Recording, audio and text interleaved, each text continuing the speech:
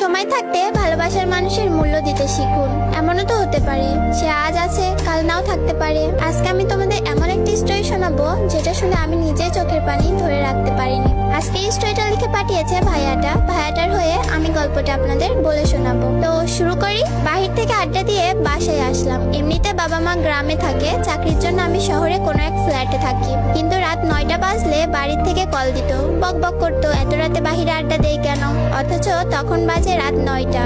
আসলে 9টা তেমন বেশি না, তবে পরিবারের কাছে একটা চিন্তার বিষয়। কি করে সে? যাই হোক, বাসায় ঢুকে ফ্রেশ হলাম, তখনই মোবাইলটা কেঁপে উঠলো। যে দেখি প্রিয় মানুষটার কলটা রিসিভ করলাম ভয়ে ভয়ে, কেননা একটু আগে তাকে রিক্সাতে উঠিয়ে দিয়েছি বাসার দিকে। আর এত জলদি কল রিসিভ করার পর সোজা বলে উঠলো, নিচে আয়, তাও তুই করে। আমি বলছি কেন?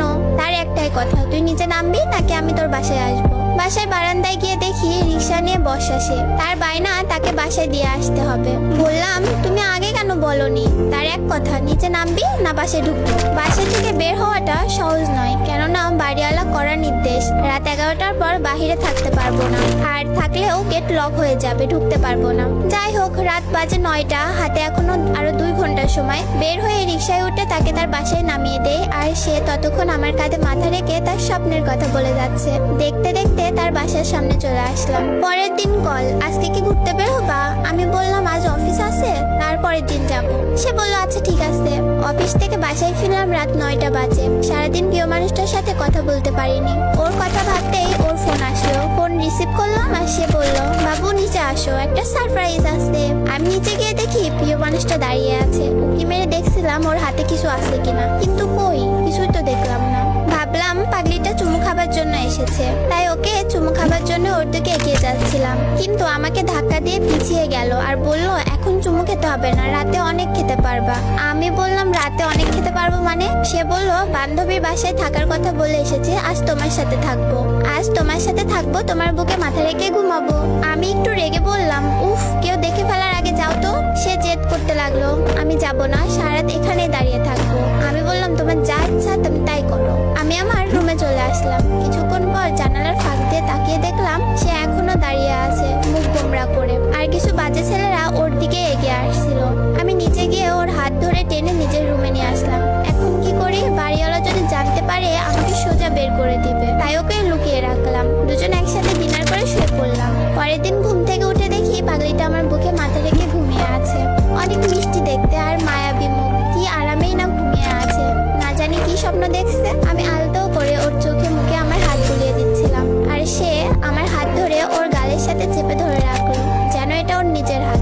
আমি হাত সরিয়ে নিতে চাইলাম, কিন্তু সে আরো শক্ত করে ধরে আছে, ছাড়ছেই না।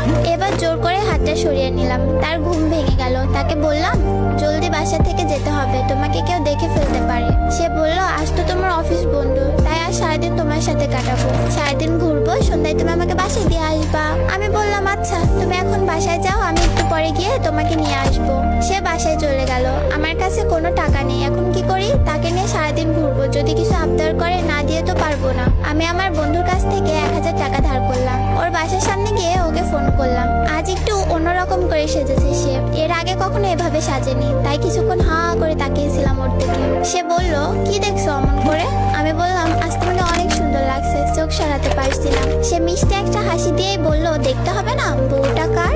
আমাকে ছাড়া সে কিছুই বোঝে না। আমি সাথে থাকলে জানো ওর আর কিচ্ছু যায় না। সে আর আমি আজ অনেক জায়গায় ঘুরলাম, আর সে আজ মন খুলে সব বলতে লাগলো আমায়, যেন আজই আমাদের শেষ দেখা। ঘুরতে ঘুরতে বিকেল গড়িয়ে এলো। সে বলল, এবার আমাকে পার্কে নিয়ে চলো। বিকেলবেলা ওকে নিয়ে পার্কে গেলাম। পার্কে সবাই জিএফকে দামি গিফট দিচ্ছে, কেউ কেউ দামি গাড়ি নিয়েও ঘুরতে এসেছে।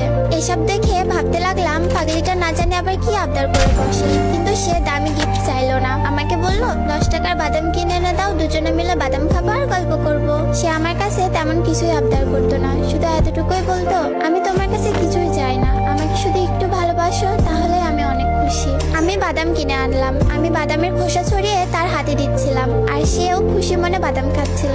সে আমাকে বলল, আচ্ছা জান, দেখো আমরা কত খুশি এখন, এভাবে যদি সারা জীবন একসাথে থাকতে পারতাম কতই না ভালো হতো বলো। আমি বললাম, থাকবো, দেখো একদিন তোমার তোমাকে আমার বউ করে আনবো, সারা জীবন একসাথে থাকবো। কথাটা শুনে সে আমাকে শক্ত করে আমার হাতটা ধরলো। আমরা হাঁটতে হাঁটতে পুকুর পাড়ে গেলাম। পুকুর পাড়ে বসে দুজনে গল্প করতে করতে কখন যে সন্ধ্যা গড়িয়ে এলো বুঝতেও পারলাম না। এবার তাকে তো তার বাসায় দিয়ে আসতে হবে, কিন্তু সে যেতে চাচ্ছে না।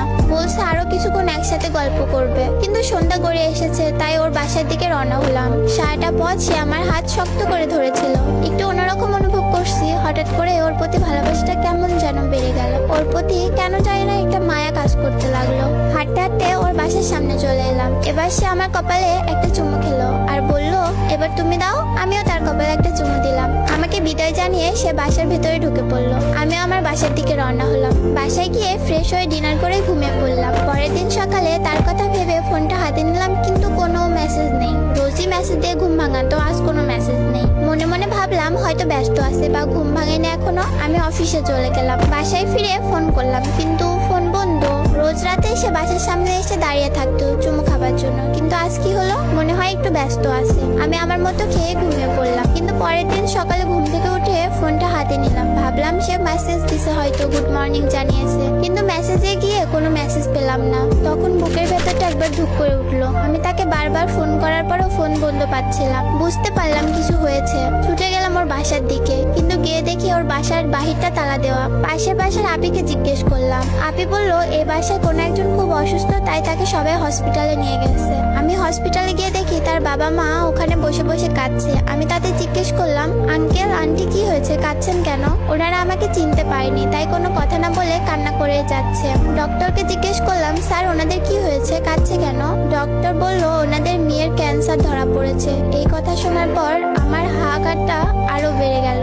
আমি রুমের দরজার কাছ দিয়ে ভেতরে তাকালাম। ভেতরে আমার মানুষটা শুয়ে আছে। তখন খুব ইচ্ছা করছিল ভেতরে গিয়ে তাকে জড়িয়ে ধরতে, তার কপালে একটা চুমু খেতে, কিন্তু বাইরে ওর মা বাবা, তাই পারিনি। আমি আর কোথাও যাইনি তাকে ছেড়ে। যদি ওর কিছু হয়ে যায়, হসপিটালের বাইরেই অপেক্ষা করতে লাগলাম পাগলিটার জন্য। আর প্রার্থনা করতে লাগলাম, আল্লাহ তুমি আমার ভালোবাসার মানুষটাকে আমার কাছে ফিরিয়ে দাও। সারাদিন ওখানেই কেটে গেল। কিছু খাইনি, কিছু খেতে পারছি না, খাবার গিলতেও পারি না। রাত হয়ে গেল। আমি তার রুমের সামনে বসে রইলাম। পরের দিন সকালে কোনো এক কান্নার শব্দে ঘুমটা ভেঙে গেল। চোখ খুলতে দেখি তার বাবা মা অনেক কান্না করছে। ওদের আরো কিছু আত্মীয় স্বজনও ছিল। সবার কান্নাকাটি দেখে অনেক ভয় করছিল আমার। আস্তে আস্তে ওর রুমের দিকে এগিয়ে গেলাম। এবার দরজার ফাঁক দিয়ে ভেতরে তাকালাম। তাকিয়ে দেখি সে আর বেঁচে নেই, না ফেরার দেশে চলে গেছে। আমি কান্না করতে পারছি না, কি করবো বুঝতে পারছি না। বিশ্বাস করতে পারছি না যে প্রিয় মানুষটা আর বেঁচে নেই। তখন মনে হচ্ছিল কেউ আমার বুকের মধ্যে হাতুড়ি পিটাচ্ছে। সকাল 10টা বাজে, তার জানাজা হলো। সেদিন আমার সারাটা দিন কিভাবে কেটেছিল মনে নেই। এবার হাঁটতে শুরু করলাম। কোথায় যাচ্ছি নিজেও জানি না। বুকের বাপাসে তীব্র ব্যথা করছে। ভিড়ের মধ্যে নিজেকে খুব একা মনে হচ্ছিল। মনে হচ্ছিল আমার জীবন থেকে অনেক বড় কিছু হারিয়ে ফেলেছি। হাঁটতে হাঁটতে পৌঁছে গেলাম পুকুর পাড়ে, যেখানে বসে রোজ আমি তার সাথে গল্প করতাম। আকাশে তখন মিটিমিটি তারা জ্বলছে। তারার দিকে তাকিয়ে রইলাম। চলে গেলাম কল্পনার রাজ্যে। প্রিয়টার সাথে কাটানোর সময়গুলোর কথা ভাবতে লাগলাম। সেখানে বসে রোজ আমি তার সাথে কত গল্প করতাম।